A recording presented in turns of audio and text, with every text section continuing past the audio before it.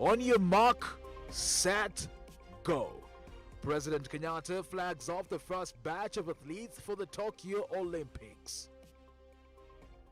Coronavirus pandemic to blame for suicide and murder cases within police force, says Labour CS Simon Chelugui, as death cases among police officers cause panic over the state of security in the country. Our cry to start assembling electric Tuk Tuks for commercial use in Kenya. Tonight, we tell you how your simple mobile phone charger will revolutionize the Tuk Tuk sector.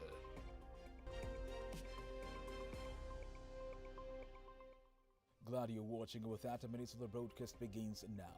President Uhuru Kenyatta and Sports CS Amina Mohammed, together with other sports officials, have today officially flagged off the first batch of athletes for the Tokyo Olympics. The Olympics are set to begin on the 23rd of July to the 8th of August 2021. Sazamunga with more. President Uhuru Kenyatta has flagged off a total of 113 athletes set to represent the country for the Olympics scheduled for the 23rd of July to the 8th of August this year. My only request is that you be great ambassadors for your country. Request you to work hard and together as Team Kenya towards building a stronger sporting sector and bringing glory to your country, which I believe thereafter will inspire and nurture those who will come in the future. Finally, on my own behalf, on behalf of the government, on behalf of the people of Kenya, I wish to each and every one of you success as you head to Tokyo, and we all look forward to welcoming you back home and celebrate your wins at the 2020 Olympics. However, according to Sports CS Amina Mohammed, extensive measures have been put to curb the spread of COVID-19 as they embark on the pre-Olympics training camp in Kiruma City, Japan.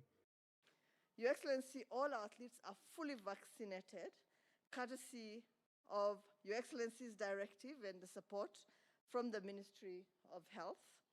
They have also been in a bubble during their training period. They came out of the bubble this morning, and they are going straight back into the bubble. Speaking during the flag-off that saw athletes showcase their new Nike-branded kits, President Kenyatta has urged all athletes participating to hold their dignity as they strive to lift Kenya's flag high.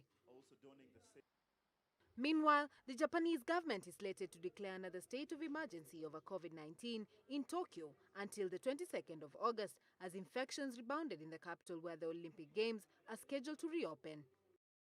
The Tokyo Metropolitan Government announced that it will take the Olympic torch relay off the public roads in Tokyo as part of the efforts to curb the spread of COVID-19 pandemic. The torch relay is set to start in Tokyo on Friday and last for 14 days. Sazamunga, Switch TV. Thank you, Sazamunga. Moving on, the Kenya Police Service has acknowledged that there is an increased crime rate in Nairobi, attributing it to youth unemployment. This comes after a video of a police officer being magged along Thika Road this week flooded the internet. Robert Homer reports. In this video that has gone viral on the social media platforms, a police traffic officer on duty is seen mugged by an unknown man who are using a motorbike at the Risambu roundabout just opposite the Thika Road Mall. The video is dated 6th July 2021 from a car dashboard camera. However, the Kenya Police Service on its Twitter handle have refuted the clip, saying that the whole scene was staged, urging all Kenyans to just ignore it. A video of a policeman being snatched off a phone is scripted. I have not personally seen it, and I cannot comment on something that I'm not aware of. Kenyans on Twitter have not taken this lightly. Instead, they went ahead to bash the Kenya Police Service for what they termed as denial of the high crime rate. Some want the Kenya Police to acknowledge what happened to the police officer and deal with the increasing crime rate in the city. Even after the police terming the video circulating online as scripted, members of the public say that that is just one of the many incidences that go unreported, not anywhere in Nairobi. The mugging along Aga Khan Walk here, you can just find that somebody is being snatched a bag. Police have, however, confirmed that its intelligence unit is out to bring down these thugs disturbing Kenyans in Nairobi and other counties. Robert Thomas, Switch TV, Nairobi. Thank you, Robert Omo. Elsewhere, plans to have the general elections conducted for 2 days was raised in the second day of IABC candidates' interview, an issue that has been highly contested by one of the candidates. And as Caroline Sumer reports, among the topics dominating the interviews is how the candidates aspiring to fill the 4 vacant positions of commissioners will restore the good name of the commission. Take a look. The polls body IABC had in 2019 proposed to split elections and saw it prudent to hold county and national elections separately so as to restore credibility of the commission. Caroline Nganga, the first candidate to be interviewed today, has sharply disagreed with the proposal, stating it will be very expensive conducting elections on separate days. Well, there is merit in that because it would make it easier, but we'd have to weigh, the cost of the election already to the other interventions, some of which I just mentioned, to just make it efficient in the way it is currently. Catherine Muchiri, also a candidate, told the selection panel that the IABC should up the communication so as to clear negative publicity against them. The commission had a very good, robust communication strategy where it actually works with the Kenyans in all its activities. The Kenyan public would not be having misinformation or misunderstanding of the commission. Cecilia Ngoyoni, the last candidate to be interviewed today, says IABC should come up with structures to curb insecurity and physical harm during elections. Women face a number of challenges in the electoral process. The first major challenge of women is intimidation, is violence. And I think how IBC can come in is that every political party, every candidate signs a code of conduct during the elections. So I think IBC, one, needs to come in and be firm in how this the code of conduct is implemented.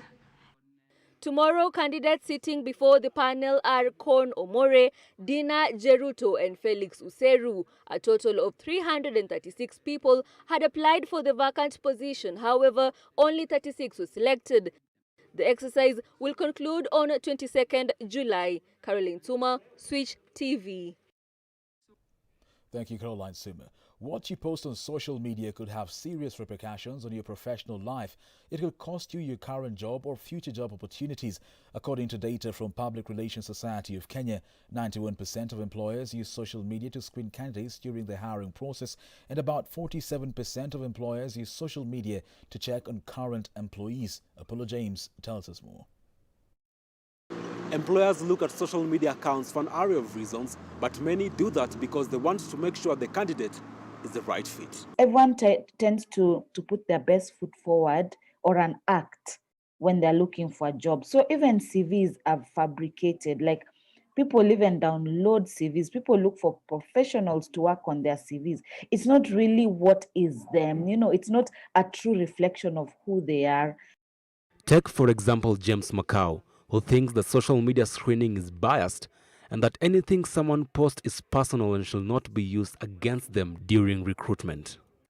Everyone has the right to express themselves, if you feel maybe my posting don't align with your values, that's my thoughts. Those are my thoughts.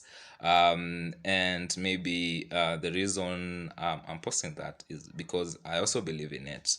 And for that, we can disagree on different situations and matters. Most employers view LinkedIn as secondary resume for candidates than other social media sites such as Facebook, Twitter, and Instagram.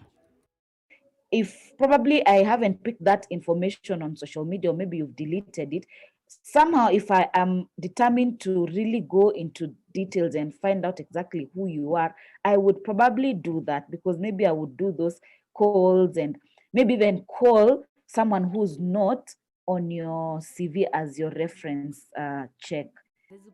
While the fear of something embarrassing being discovered by prospect employers might tempt some job seekers to completely erase their online persona, some say it's a totally unfair process. If you do some background information and then maybe you find some info which is, and you're a bit reserved about it, best practice is either you call this person, because at the end of the day, you still like them, you have selected them. There's something good you saw in them. According to the data from the Public Relations Society of Kenya, these are the leading types of posts and behaviors that left employers with a bad impression.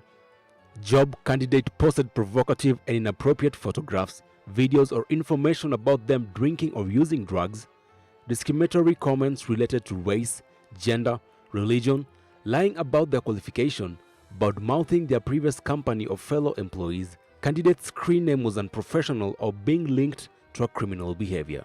Apollo James, Switch TV. Thank you, Apollo James. There has been an uproar of violence in the country for the past few months, with police officers undergoing depression leading to suicides and murders. Labour CS Simon Cheleguia said that most of this violence is due to the ongoing COVID-19 pandemic. Moreover, abduction of children has also been on the rise in the society, as Nemukene Samuel reports. Labour and Social Services CA Simon Chelugui has said cases of violence has been on the rise for the past 1 year. Lately, several cases of children being abducted have been reported and authorities have blamed it on the COVID-19 pandemic. You saw the abduction of children in 44 Zimmerman, and action was swiftly taken by our agencies. And some of these perpetrators have been arrested and they will be brought to book. With 1 in every 2 children having experienced violence, the situations worsened during COVID-19 pandemic, as was reported by the National Crime Research Center, who recorded a 205.6% increase in the number of cases of violation of children's rights. And county governments, therefore, have a role to play, the primary one being the implementation and enforcement of existing laws and policies. With Caroline Kangongo, the police constable who has been missing after allegedly killing her colleagues, Judy Lanette, the deputy IG in charge of gender, claims that depression is the main factor affecting young ladies in uniform. Our police work is not an easy job. It is a job that is a sacrifice. When everybody else is sleeping, we are awake. When there is a crime scene, we are the ones who are supposed to be there, collecting dead bodies, relating with people who have harrowing experiences. And it is true, we need psychosocial support. This comes just a few days after a female police officer from Mombasa County was captured lamenting against unfair treatment and sexual harassment at work. Judy Lanette claims this matter has been investigated upon and a report is set to be tabled soon before the Inspector General of Police. Complaining about how they have been treated while still in the service and in police uniform. First, let me say our Inspector General has already circulated a signal to all police officers who have any complaint or who have any allegations that they want to bring forward, that they should use the normal mechanisms, the police mechanisms. They should exhaust them first. Cases of depression have been on the rise in the country since the pandemic struck in early March last year, with many people losing their livelihoods to the pandemic. Is it only an issue affecting women, or is it an issue generally affecting the security forces in the country? Nemukene Samuel, Switch TV, Nairobi. With Nemukene Samuel's story, we now take a short commercial break. Stay tuned, we'll be back with more.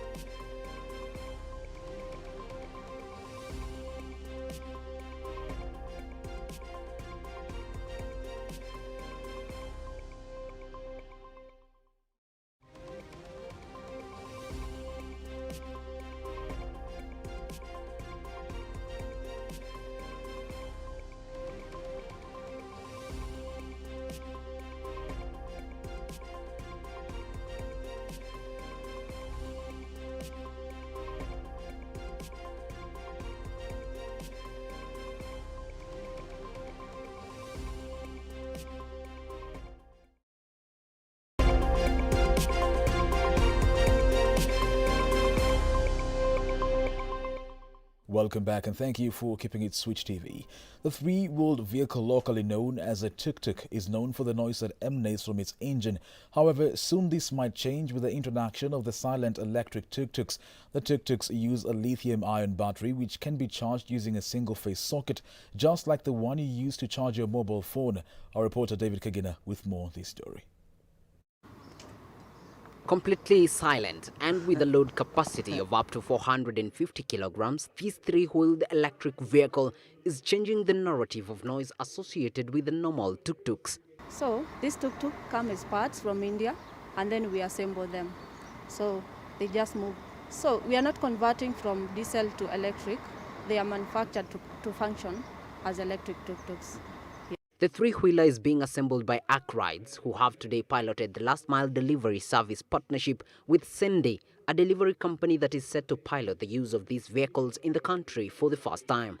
So far, we've introduced 20 electric tuk-tuks on their platform and aiming to introduce a further 250 electric motorbikes in the future. By these fleets, we hope to really bring down the cost at the end of the day to the users of these fleets, to our customers.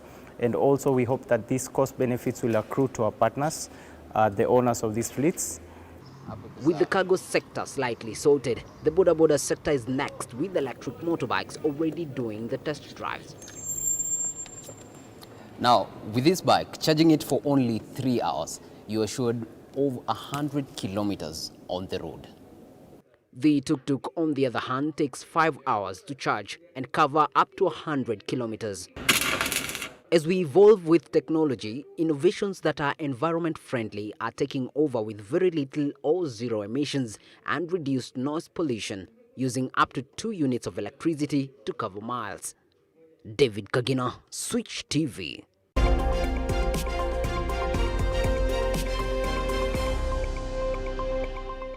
Now from the business desk, ANC party leader Musalia Mudavadi has asked professional bodies to lead the line in the improvement of Kenya's economy by intervening in key policy areas that concern the Kenyan economy. From taxation policies to bargaining for stipends, awards or scholarships, the economist believes that the bodies have roles in advocating for key changes impacting members and non-members. He has added that some positive programs of the government, such as afforestation, are now under risk after Treasury introduced taxes on basic household items such as cooking gas. As we talk about the economy, your voices and your interventions and in key areas where you can influence policy should not be allowed to pass. When you look at the state of various institutions, KRA has really been driving a lot of institutions out of business. We should all pay tax, but when you reach a stage where we are seeing one institution after the other going under because of the tax bill, I think then we have some work to do. Meanwhile, Kenya Airways PLC KQ has launched the Fahari Innovation Hub, a center for innovation of ideas meant to better the airline and aviation industry in the country. The Fahari Innovation Hub is part of KQ's strategy in contributing to the sustainable development of Africa by empowering, partnering and co-creating innovative ideas and strategies with local startups and the small-medium enterprises ecosystem. Kenya already has established itself as a heart of East Africa's technology ecosystem with almost 50 tech hub workshops, and this hub will equip startups and SMEs with opportunities available to access markets within the entire value chain of the aviation sector, which includes airports, the food industry, tourism and digitization of airlines.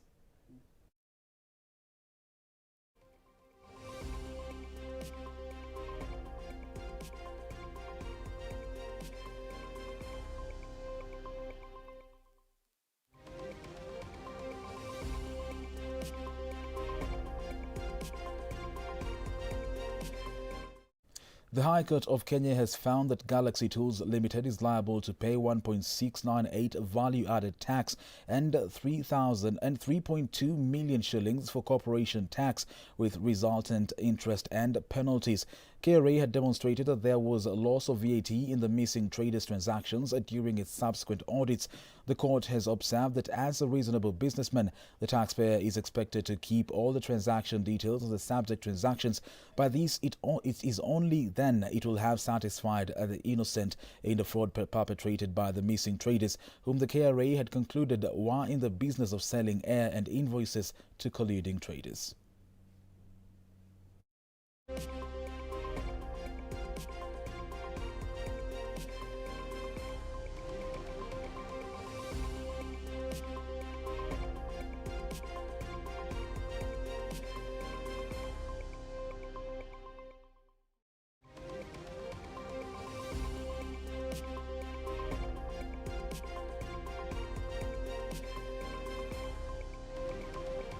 Kenya has formed a help desk that will assist induct businesses looking at expanding into the African market under the Africa Free Trade Continental Area that seeks to make Africa's trade barrier-free zone.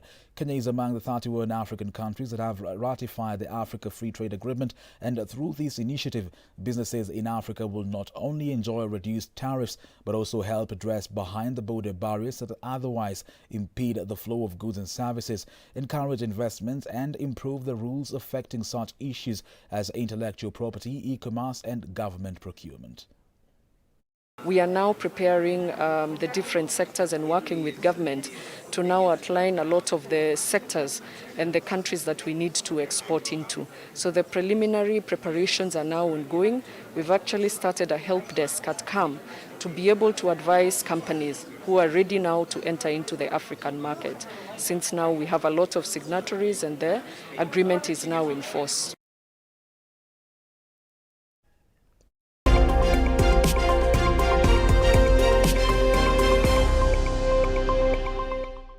Now from the sports desk, the national women's volleyball team Malkia Strikers are the first to depart ahead of the Tokyo Olympics scheduled for this month, while the men's and women's rugby teams will depart tomorrow and Saturday respectively. President Uhuru Kenyatta earlier today flagged off Kenya's first batch of athletes to travel to Kurume City in Japan for the pre-Olympics training camp.